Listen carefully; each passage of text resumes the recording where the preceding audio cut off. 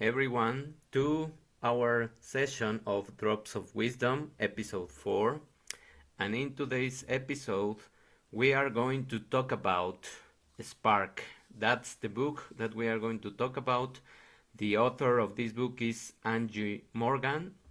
And to begin with, we are going to reflect with a question. What is the flexibility of your mind to learn and regulate?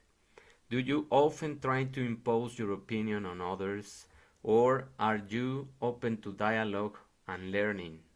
What is the strategy that you follow when talking with someone?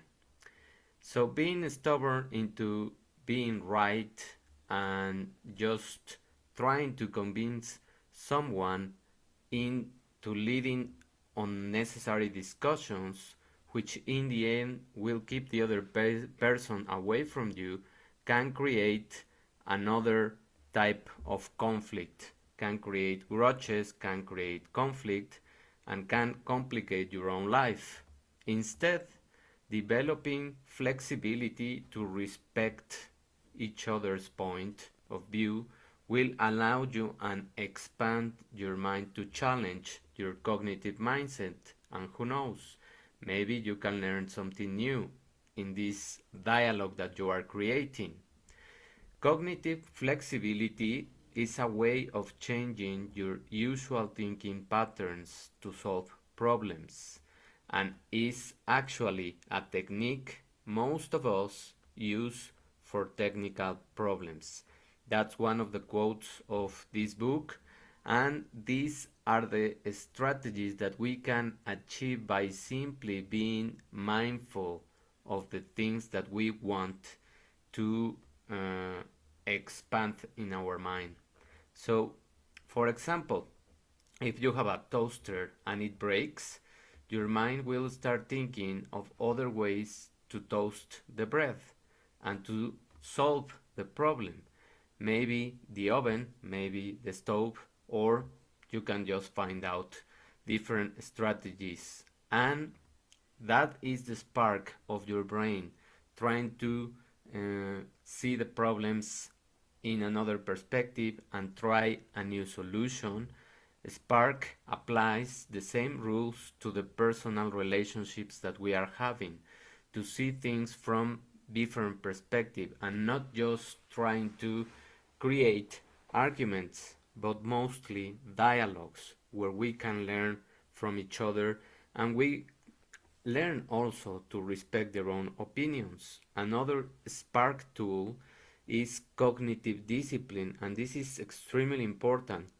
Cognition, or trying to learn something, and the discipline to do it is especially useful if you are in the habit, if you want to create habits of always following your first instinct. For better or for worse, cognitive discipline is about slowing down your thinking and replacing instinctive reactions with more intelligent and effective responses. This is the space that we can create of awareness, of thinking from another point of view and trying to see the things as opportunities and not as complications or things that are being imposed in us. We can use also cognitive discipline to improve our performance when we are working. When we receive criticism, for example, in the workplace, our instinct might be to get defensive and to start just seeing the negative side of why we were yelled at, or why we made a mistake, why we were indignant. But those mistakes or those things are going to make the dialogue a discussion, and then you are going to create a problem that is much bigger. By using cognitive discipline, by expanding your mind, like people that practice Spark do, you can train yourself to respond constructively and ask of clear examples of how improvements can be made.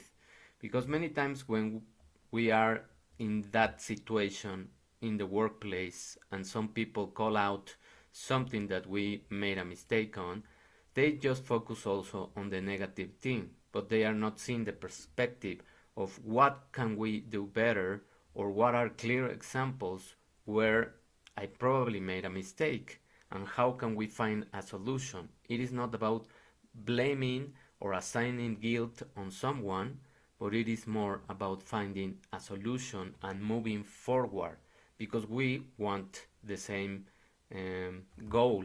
We want to pursue productivity. We want to find out solutions. We want to be much better in what we are doing, not staying in this kind of conflict or negative competition that is going to create more and more boundaries in the workplace.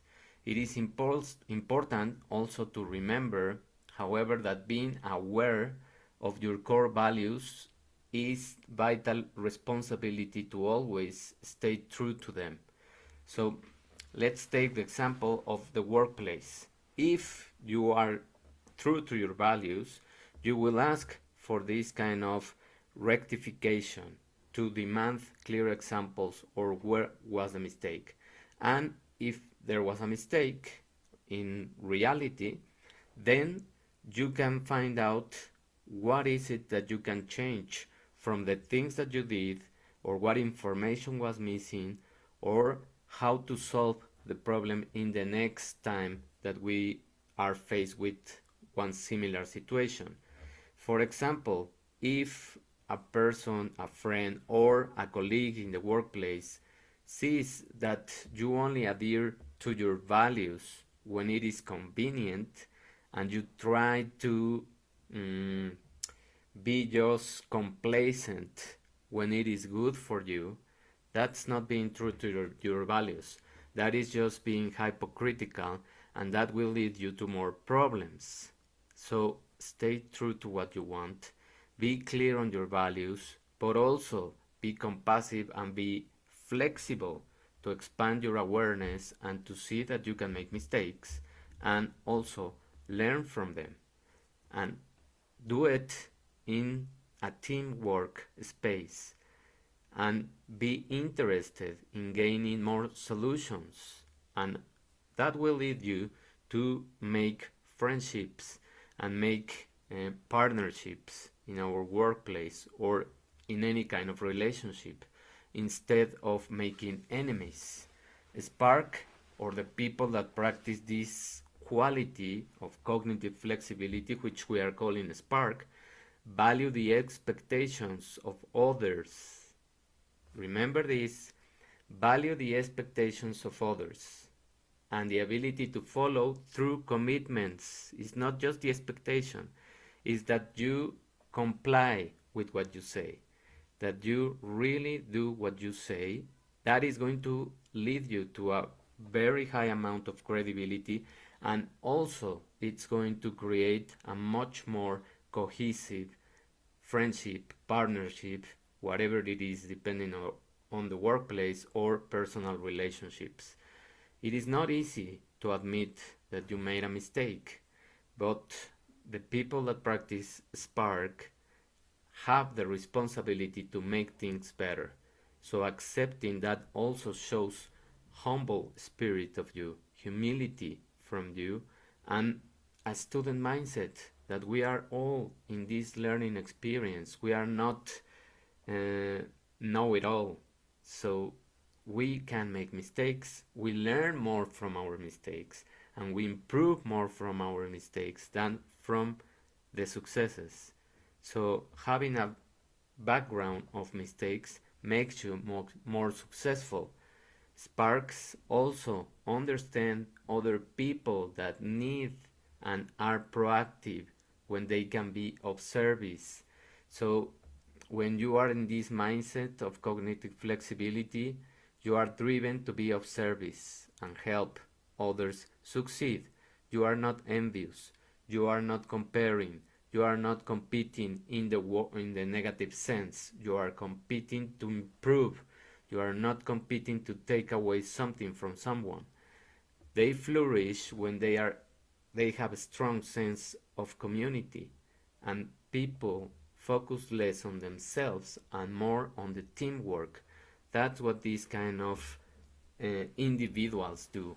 So learning to be a spark in your life, it's going to allow you to have much better relationships on the personal level, much better relationships in the workplace, and it will allow you to learn from the things that you are doing, to accept your mistakes, and to embrace criticism from a constructive place, in addition to respecting others people's opinion and not get engaged or triggered by conflict that is not leading to anyone else knowledge, and it is not going to be benefit for anyone. So that's the main strategy of this book. That's the main dialogue that we are going to construct, and this is a very good timing to start practicing this kind of mindset, to be more flexible, to respect other people's opinion. Now that we have so much division among many things created by the media, we can find the place to be together, be a community, be unified, and start a dialogue and try to understand other people's opinion and respect them. That's it. It's not your body, it's not your mind, it's theirs. So just respect that, and that's it. That's all we can do in this kind of journey and classroom that it is the life that we are living. Thank you for paying attention. Thank you for staying here. If you like this episode, I just want you to please help me to share it in your networks, to share it with your friends, with your family. It is open. It is going to be also in Spotify, and I will be here next Wednesday. Thank you very much for staying, and have a great afternoon. Bye.